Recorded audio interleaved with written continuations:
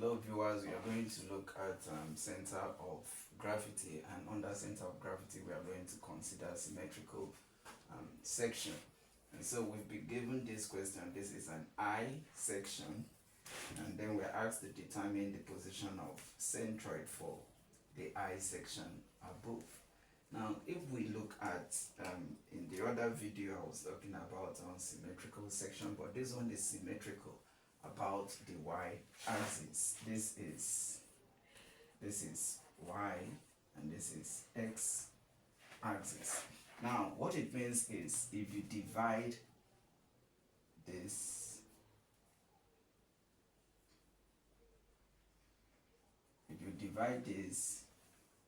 through the middle this way, what you are going to have in the left hand side will be the same as the shape you are going to have in the right hand side. So if you have a situation of this nature, you can now say that it is symmetrical about the y-axis. But if you divide it into two halves as up and down, you realize that it will not give you the same shape up and the same shape down. It means it is not symmetrical about x-axis. It is only symmetrical about the y-axis, because when you divide it into two halves in the vertical direction, here will give you the same thing, here will give you the same thing. So because it is symmetrical about the y-axis, we are going to find the centroid only for the y-axis. We won't find for x-axis because it is not symmetrical about x.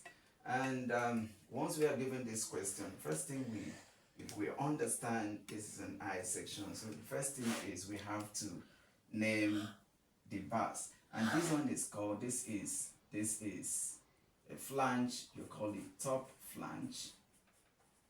This is the top flange. And this one here is called the bottom flange. And this shape is called the whip. So we are going to divide this I section into three, because this is the first shape, this is the second shape, and this is the third shape. And note these shapes are rectangles, so when we are calculating the area, we use the formula for calculating area for a rectangle. So this is one, let's call this one as a first shape 1, this is the second shape 2, and then the last one 3. So we are going to break these shapes into 3, the I section into 3. So this is the first shape.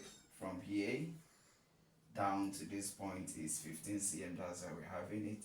And then from here down to this point is 3 cm, that's why we're having it. This is a shape 1. And then we go to the whip. This is, don't forget that this is the bottom flange. And we go to the whip. The whip is from the shape from here down here to end here. So if you look at what we have is the arrow is pointing here and then here. What it means is that the distance from this point to this point is 2 cm. That's what it implies. So we now bring it out. From here down is 25 cm from a dimension, and then from here to this point, that is this point here, or you can say this point here, is 2 cm as from our dimension. So that's why we have it to be 2 cm. And then the last flange, that's the top flange, is 3. So from here to here is 10 cm. That's why we have 10 cm here. From here to here is 2 cm. So having been able to break our I section into 3 shapes, these are rectangular shapes, we can now go to step 2 of the solution. So in step 2 we are going to determine the area, and then the y1, a1 and y1, and then we also determine a2 and y2, that's for the second shape, and then a3 and y3 for the third shape. So for our rectangle 1, this is a rectangle 1, we are going to find the area, because this is a rectangle rather. This is a rectangle, so we find the area of a rectangle. This is a length, 15 is the length, and this is the breadth. So when we say length times breadth, 15 times 3, that will give us 45 cm square, because we are looking at area. And then our y, our centroid, we are going to move from bottom to top. We move from bottom to top. And so our centroid from here to here is 3 cm for the first shape. So our centroid is simply going to be 3 divided by 2. Y in this case will be d over 2. Yeah, so it will be 3 divided by 2. And so that will give us 1.5. So we are done with this first shape. Then we look at the second shape. So for the second shape, our area is length times breadth. This is our length and this is our breadth. And so we have 2 times 25 and that one will give us 50 cm square. And then for our y2, as for this shape, we have to understand that when we are considering this shape, which is the same thing as this, it is joined this way. This is how we are going to consider it. We are going to consider the depth of this. So it's going to be something like this. And then because we are considering this shape, so we have it like this.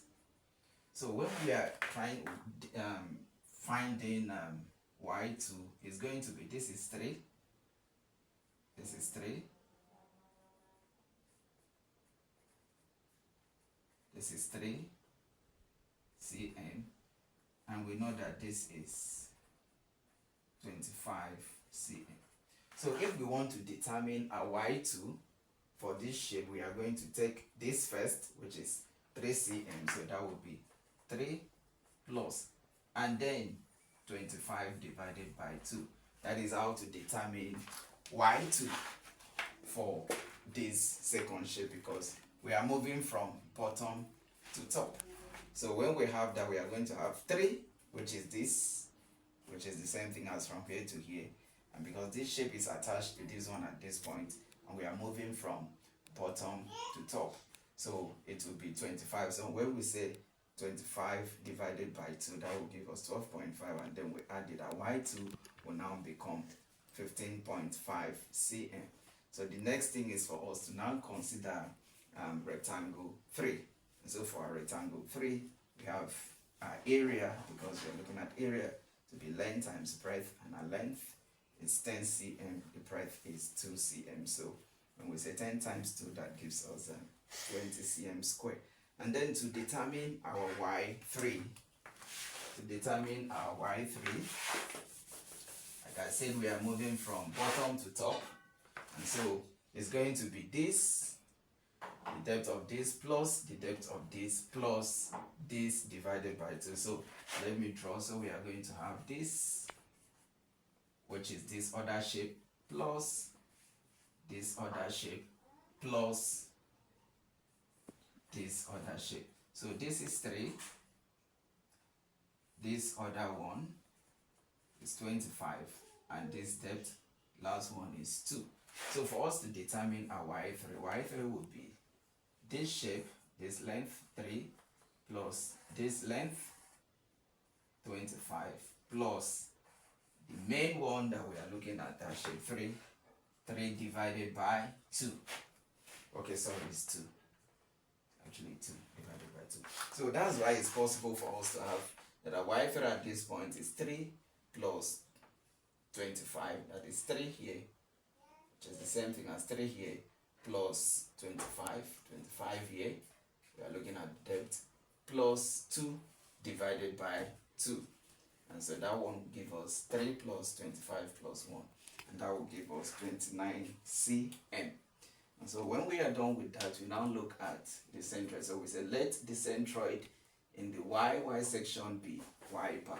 And so this is the formula for calculating it. We have a1 y1 plus a2 y2 plus a3 y3 divided by a1 plus a2 plus a3.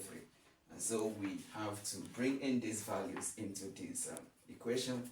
Our a1 is 45, so we have it to be 45 times 1.5, our y1 is 1.5, and then plus 50, our a2 is 50 cm, whereas a2, 50 cm times y2 is 15.5, plus our a3 is 20 cm times y3 divided by a1, which is 45, a2 50, a3 20. And then when we multiply this, we have this. When we multiply 50 by 15.5, we have this. And when we multiply this by this, we have 580 divided by the sum of 45 plus 50 plus 20. That will give us 115. And so when we find the sum of this, we are going to have 1422.5 divided by 115. And this is going to give us 12.37 cm. So what this implies is that the centroid in the y-axis for this I section is 12.37 cm from the bottom. What I'm writing from the bottom is that I'm actually taking the calculation of my y from the bottom up. So I can say that the centroid is 12.37 cm from the bottom, because another person might decide to take it from, from top, but I like taking it from conventional. I like taking it from the bottom. So that's why I'm saying that the centroid in the y-axis is 12.37 cm from the bottom. So basically, this is how to determine the centroid for a shape that is symmetrical.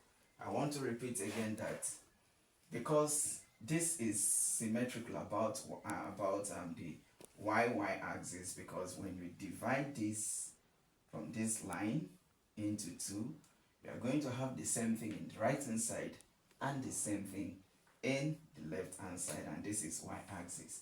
So you can see it's symmetrical about y-axis. But if you divide it at this point up and down, you are not going to have the same length, because below you have 15 cm and up you have 10 cm, which is lesser than this. So it is not symmetrical about x, it is symmetrical about y.